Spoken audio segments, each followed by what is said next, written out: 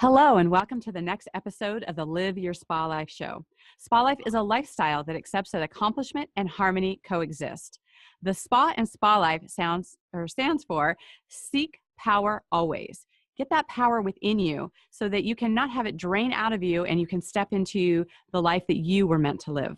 I am so thrilled to introduce to you our guest today is Baeth Davis. She is known as the Palm Pilot of the Soul of Your Business and the Intuitive Business Catalyst.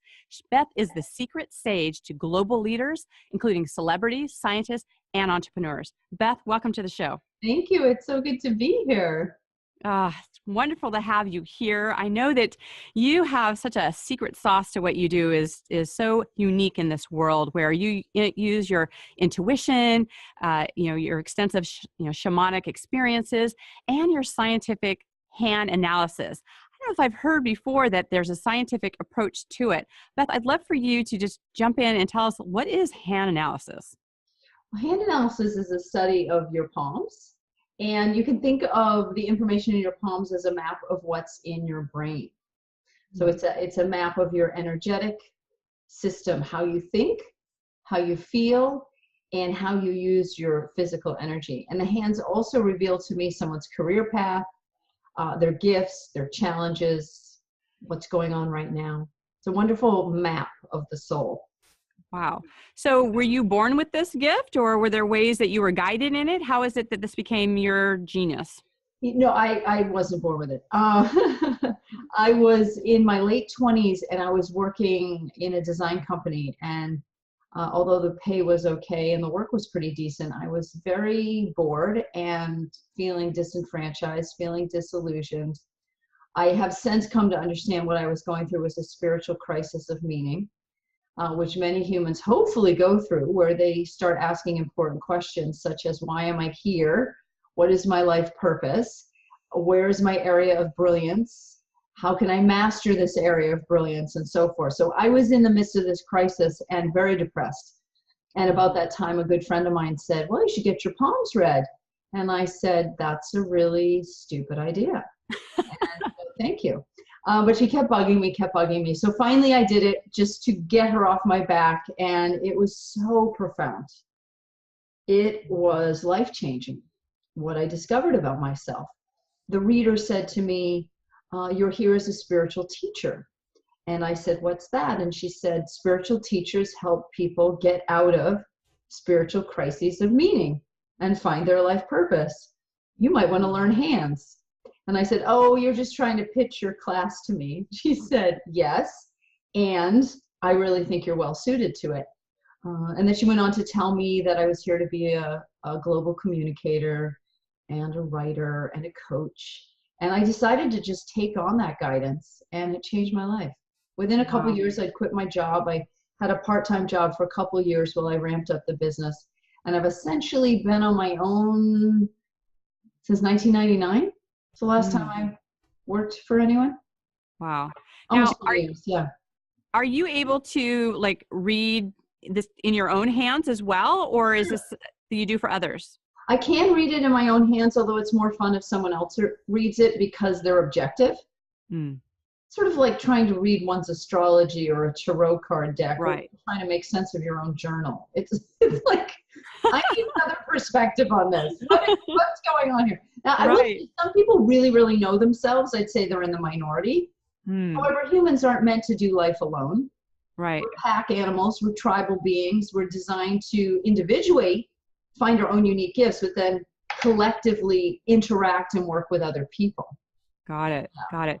It's so funny when you think about, utilizing hand analysis as a tool. I'm sure you've got people on, complete polar opposites of the camp, where some people think, it's something very woo, and others saying, hey, this is really world class that you actually need to have in your life. Right. How are you using hand analysis in business? Well, most of my clients own businesses. Some of them have been in business 30 years. Some people are starting new businesses out of either a corporate job or being a stay-at-home parent, or they're in some kind of work transition, like they had one business and they sold it.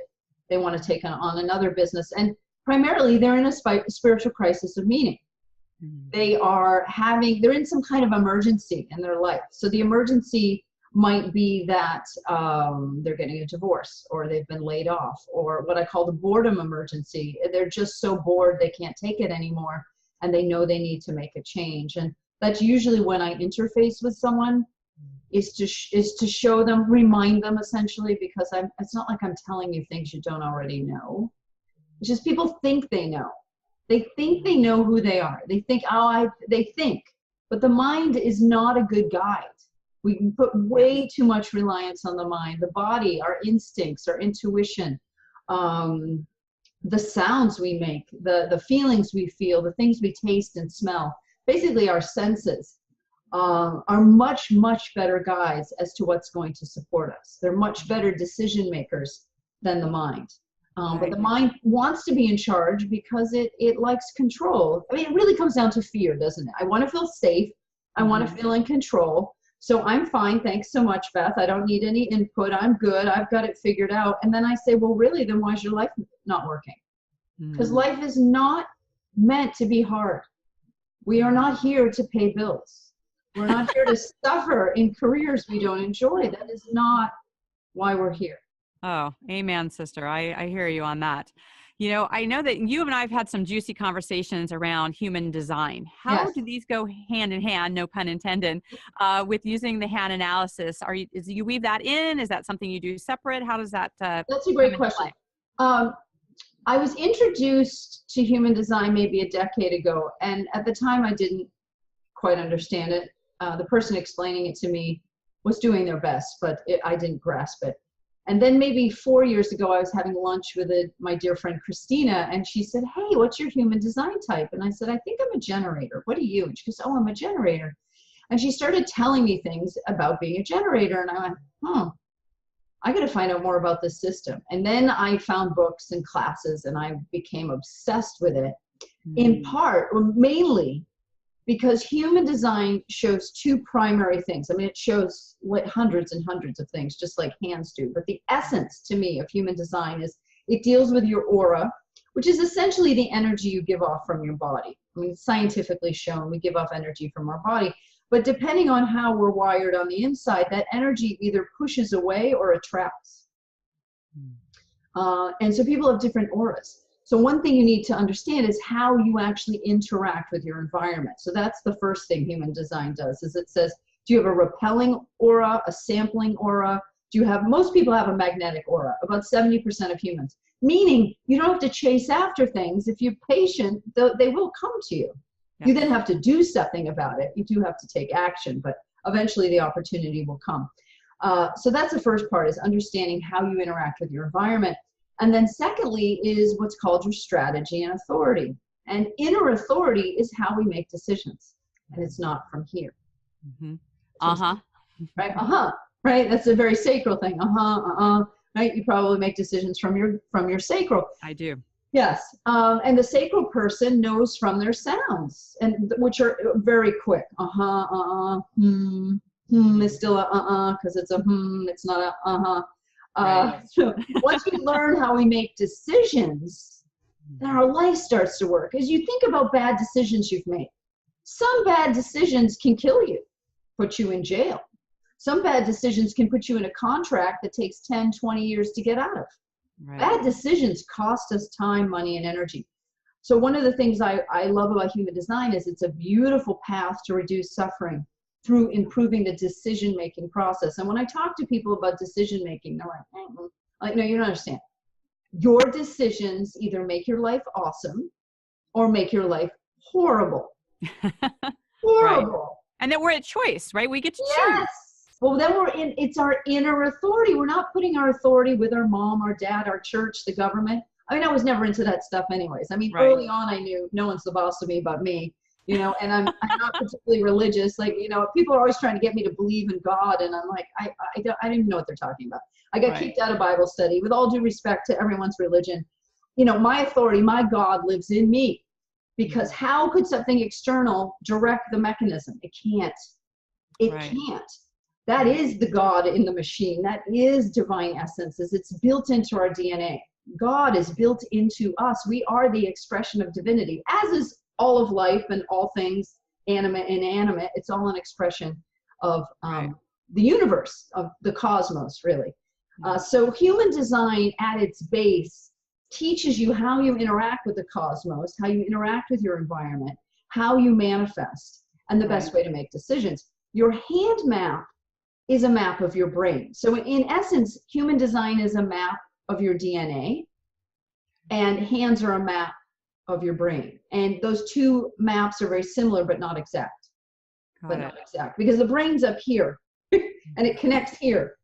But we know the brain isn't totally in charge. The brain is interacting with the body, but the brain is like the main energy system, the main computer warehouse, but it relies on the rest of the body to function, right? They need each other. The brain and the body need each other. So. Absolutely.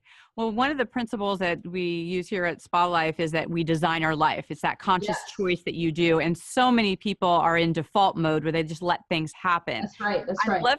I'd love for you to elaborate more on, how you go about designing your life and how you also do that for your clients.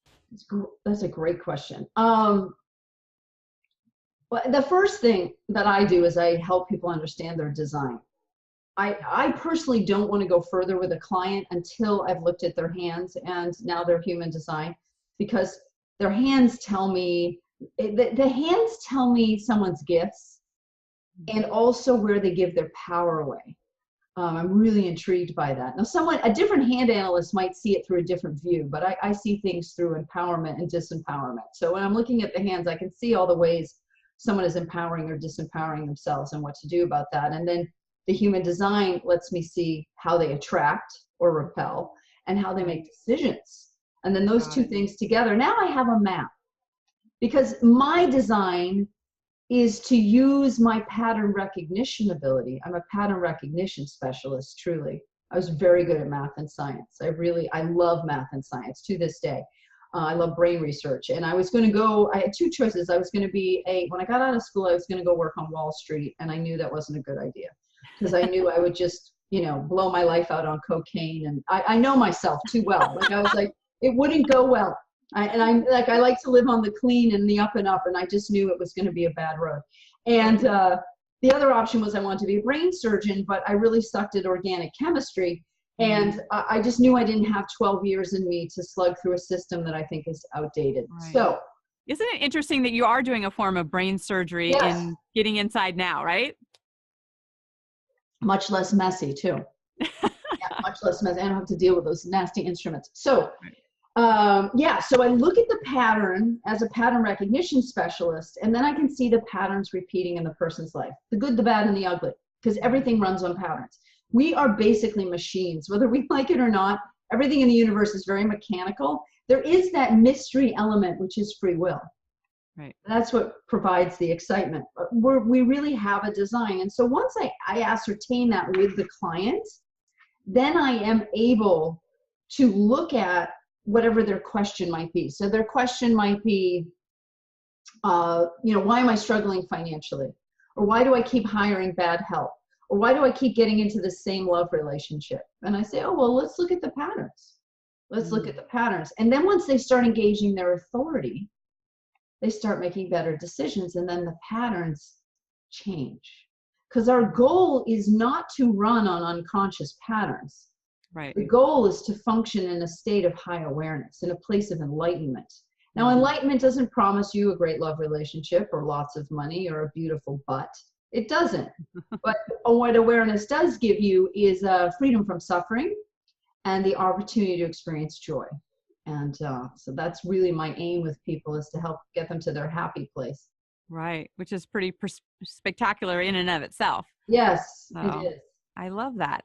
So, I'm fascinated with, and, it's part of my passion and what I do in terms of, having people reclaim their power, and I feel like that's one of the things that just is kind of a pet peeve of mine, is the ways that people, give their power away and how they feel like things are happening to them versus for them, and designing and really being proactive in their life.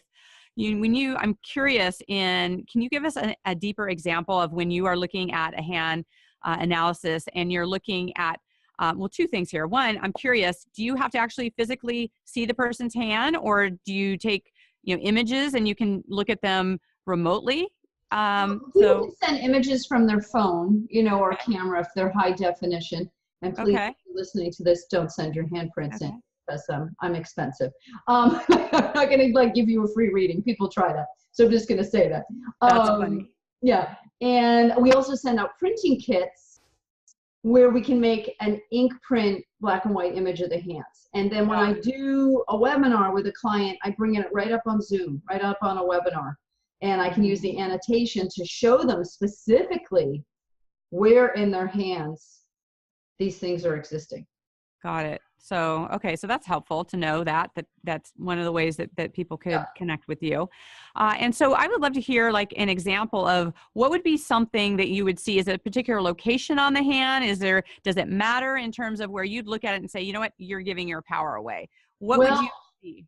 That's a great question because there are actually a category of markings, 21 markings that are power giveaway markings.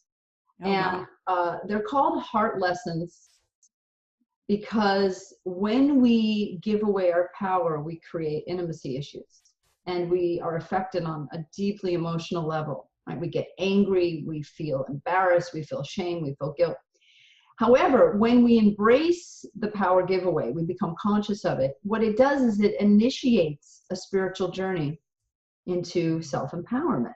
So anything in our life can be turned into lemonade. I mean, any lemon can be turned into lemonade if we're willing to look and ask ourselves, has this happened before? Why does this keep happening? I need to really address this and try something different because what I've been doing hasn't been working at all. Right. At all. So, classic definition of insanity, right? Right. So for example, there's a line here, the heart line. That's my heart line. Sometimes under the heart line, there's little faint little X's, little X's, tiny little X's.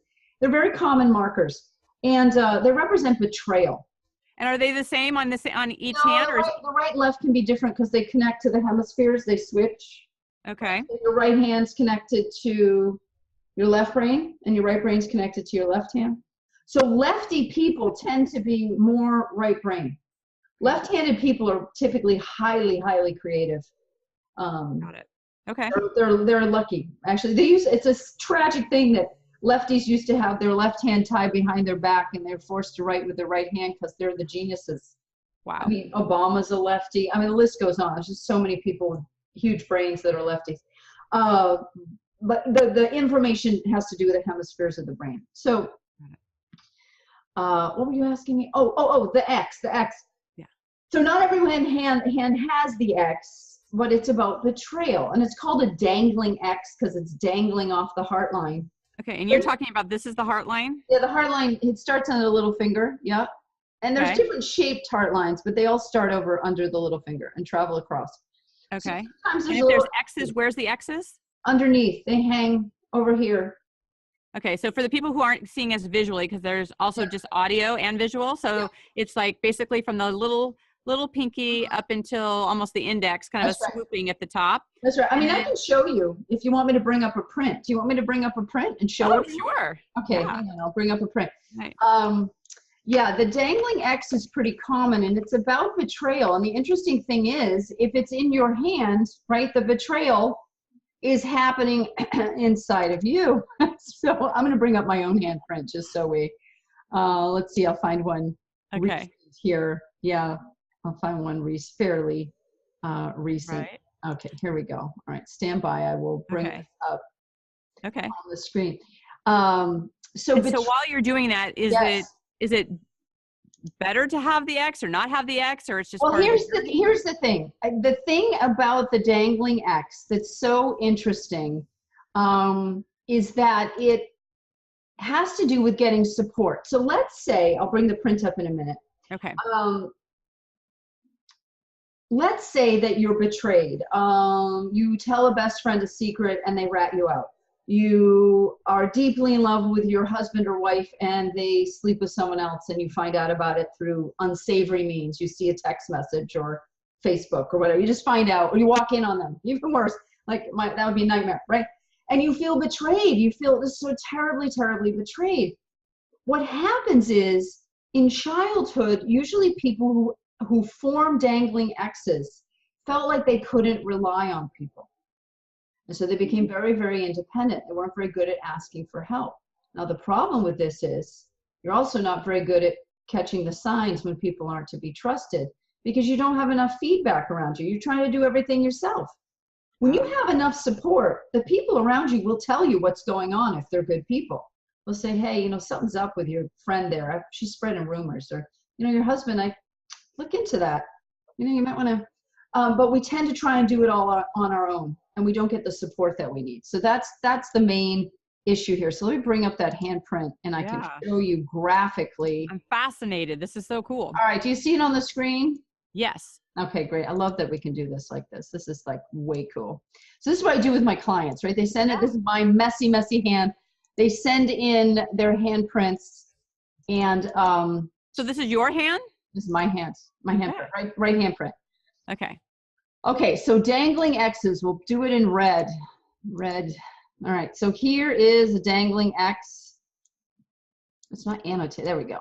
There we go. There's another big dangling X. So I count 3. This part of the hand right here is and the heart line. I'll put the heart line in green. Okay. Wait, where's the third one? I see you did 2. Oh, one on top of the other. Yeah, there's 2 next to each other. Got it. Okay. So here's the heart line. There's the heart line there. And you've got your dangling X's. Now the dangling X's, it depends on the location. There's really 2 kinds. So if it's in this realm between the ring and little finger down here, this is about intimacy. This is intimacy betrayal. Okay.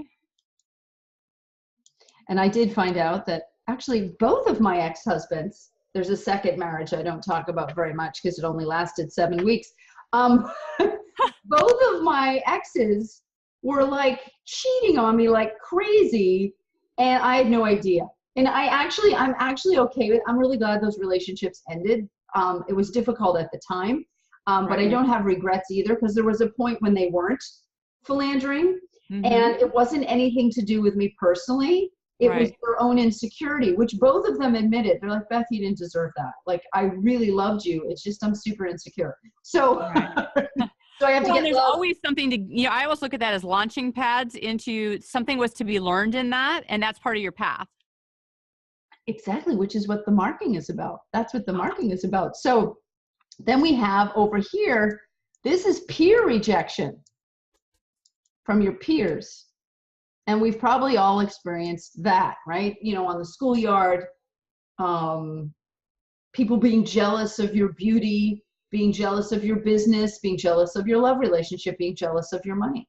I mean, just recently I had a friend, we'll call them a frenemy, try to break up another relationship in my life because of jealousy. And I did a little digging and I'm like, I didn't think people still did that. But because I'm smarter and I got support, when I saw it happening, instead of trying to deal with it on my own, I went to my coach, right? And I said, here's the situation. My coach is very intuitive and said, I smell a rat. Something else is up there. Dig a little deeper. Sure enough, there was something going on, which was really unsavory. And due to jealousy and competition and control, there are people who will try and sabotage you. And so if we don't see it, we end up with a dangling X. We end up feeling betrayed. So a big, big part of healing from betrayal is learning to trust our intuition. Got it. Not giving our power away to the other. Like, oh, my husband wouldn't do that. I was just like being innocent. Like, oh, he loves me, even though I'm like, I never see him and like he's gone at odd hours and I'm just not even paying attention. Right. So, yeah. So do you look at this as like, this is not necessarily a death sentence, if you will. It's basically a roadmap so that you can make better decisions and have kind of like the clues when things come up to, one, ask for help and really, look into trusting your intuition? Precisely. Well said. Very good. Diane, human psychology really, really well. I can tell. And I know your biography. So I've seen your biography and I've heard you speak. So I know your amazing background dealing with human behavior. But that's exactly right. So this is my hand we're looking at. And like, anyone who's a hand analyst can look at this and go, oh, wow, Beth's got some stuff going on there. This is Right. a couple years ago, but you can see there's a lot of lines. I'm a complex person, very emotional, very intuitive, but I give my power away when I don't trust my intuition. But this is the thing with these challenge markers, people pleasing can become more important, or what people think about you or how you perceive they think about you can become more important than listening to your intuition. Right. Wanting to not rock the boat. So that's the situation there. Yeah. Right. This is huge. Thanks for sharing that, because I think the visual aspect of that is really helpful for people, and to let them know, because people that don't know the greater scope of your work and what people are up to and how they can move through these, they could go, oh, this is my hand, I'm doomed, I can't do anything about it, and feel powerless to that, right? Whereas you can actually look at this as a powerful tool to step into who you are and have it as all the different things. This is why we have coaches and mentors to be able to support us, because we're not meant to do it alone. It's Right. that community of having that happen together. And so this is I'm so fascinated by, we have so many tools at our disposal that we don't always take advantage of. So I so am grateful that you're sharing this gift. Well, thank you. It's a pleasure to share it. Yeah, absolutely. So, one of the things I also love too is that, because I think environment really comes into play about our personal environment and how it affects us in a lot of different ways. So one of the fun questions I like to ask my guests is that we have a different experience in how we feel and how we are being in like our bedroom versus our kitchen versus our office. What is your favorite room and why? Oh, that's a toss-up. I like them all for different reasons. Probably my favorite is where I am right now in my office, because I love to work. I've always loved to work, and I buy fresh flowers every week to put in my office, and I like to have a colorful backdrop, as you can see. But I love to be at my desk. So where I'm sitting, if I were to turn the camera, it looks right out the water. There's a bunch of boats out there. I'm on the top floor, on the penthouse level in my building. I don't look out the window all the time because I'm working, but then I turn and it's like, and then I can, go back to what I'm doing. So, and I feng shuied it. So I know that my direction to face is east. So I'm facing east. I have a little compass of facing east. Everything is feng shuied around me. I did just empty out a storage unit, so I still have a wall of boxes, and I'm like really trying to get rid of it to clean up the feng shui. This is probably my favorite space. Oh, well, one of the things I love about you sharing this is that, a lot of times people will create their workspace as it's just work. It's just that, and you have this scientific aspect of yourself, but the fact that you have a creative, really light friendliness about your space and this really warmth about it. And I mean, you've got your painting that you created on the wall right behind you. So that's that creative expression that is really coming through you in your work. And so I love that about, it's not either or in our spaces. It's about bringing all the different aspects of ourselves so we have a really full expression of our life. And that's what I refer to in Spalife, of just really having that accomplishment, but the harmony just makes it so yummy and delicious. It really does. Like, I'll show you the painting. I can lift the camera up. You can see some of the painting, a little swan in the corner there. So the title of the painting is Friend, I Am Near. And the swan is saying that to my dancer on the water there. And really what happened was I treated the canvas, and the image was like that in the background. And I said to my teacher, I said, do you see that? She said, Beth, it's right there. Just go ahead, just paint it. And there's like 30 different colors in there because I love color. But painting for me is a way I restore. And then I think I spent $450 on the frame, and that was like a 30% discount. It was a $650 frame because it's set, the painting set inside the gold frame. But I wanted it just so. Yes. I wanted it to be just so, right? And this chair, was not an inexpensive chair, but I've had it 12 years, and actually it needed a new seat, and it was still under warranty. So the company came to my house and put a new seat on. I fixed it. Wow. Yeah, it's really great. So I try to have the right tools. Like my desk is a standing desk. It goes up and down. And I have that too. I love that. Special foot pad. So the whole thing is configured, and I actually am in the best room of the house. So looking, oh, the apartment, looking out, so that my desk takes up the best place of real estate in the whole space. And it should, because I spend most of my time here. So don't I want to be in the best space?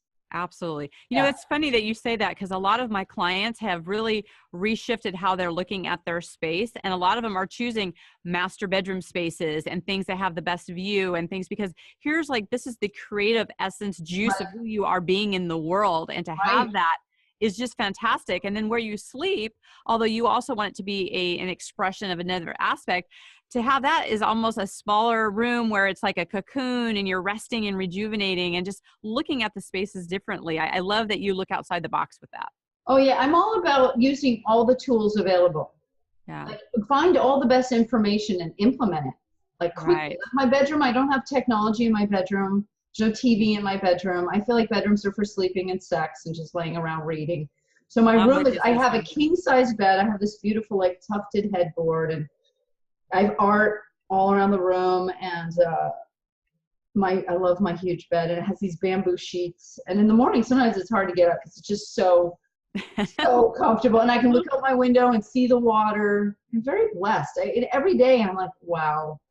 Right. Like I am so blessed, so blessed. And part of my goal with my work is to empower people so that more people are blessed. It's sad to me how many people in the world are impoverished and suffering, and even people who have a lot of opportunity are suffering, right? Like we just had the suicide of Kate Spade, and it's like, yes, oh my God, like it doesn't matter. Like sadness, depression, mental illness, frustration, it affects you no matter how much money you have or how much outward success you've had.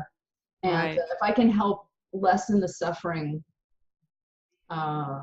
then I'm doing my job. Well, thank you for just bringing, these gifts into the world and sharing your expertise with all of us. I know that you have something, a free gift to share with our audience. Yes. If anyone's interested, we have a report that you can get, and it's about getting paid for your intuitive gifts. So I'm sure you'll give out the link. Yes, we will connect that in. Yeah, absolutely. Well, thank you. And I also know that people are going to want to connect with you. How can they best connect with you and your brilliance? I think the best way is you can go to Baeth.com, or you can look me up on Facebook. In fact, we have a really cool page called I Master My Life Purpose. I Master My Life Purpose. And if you go there, we have videos, and there's handprint discussions and a lot of free content. And you can always just email support@Baeth.com if you have a personal question. But I recommend to people get the report, because our community is made up of very, very gifted people who often don't respect their gifts. Yes, perfect. Well, this is good. All right, listeners, make sure that you connect in with that. Baeth, thank you so much for your time today. And, even having the visual was so helpful with the hand. And I'm such a fan of your work. Oh, thank you so much, Diane. It's such a pleasure. To me, you just exude beauty in all its forms, inside, outside, all over your heart, the way you interact with people. And I was very honored to be able to connect with you in this way, because you're a role model to me of how to show up in the world with grace and elegance and power. Thank you so much. I really appreciate that. And I know for our listeners, they are maybe wondering, like, how do they incorporate some of the things in their life? And, we talk about Spalife in terms of really just seeking your power always, have that access to that. And I also have a free gift for you to go to liferesetquiz.com. That's liferesetquiz.com. And you're able to see, where are you giving your power away? Where are you having your strengths? And, for those of you who are either on the forum of either Facebook or even in YouTube, please put in the comments, what was the takeaway that you had from this show here? What is it that you're going to incorporate into your life, or what questions that you have? Please make sure that you tag both Baeth and myself, because if you have questions, we're here to serve. Yes. We want to make sure that you've got the connections and the support that you need, that you don't feel alone in this world, that yes, we know that you can do it on your own. I mean, we all can, right? But why? I mean, we're here in community and tribe, and we would just love for you to reach out and connect with us. Right, Baeth? Yes, for sure. Thank you. Absolutely. So thank you, listeners, for taking your time in your day to connect with us. And as always, live your spa life. Bye for now.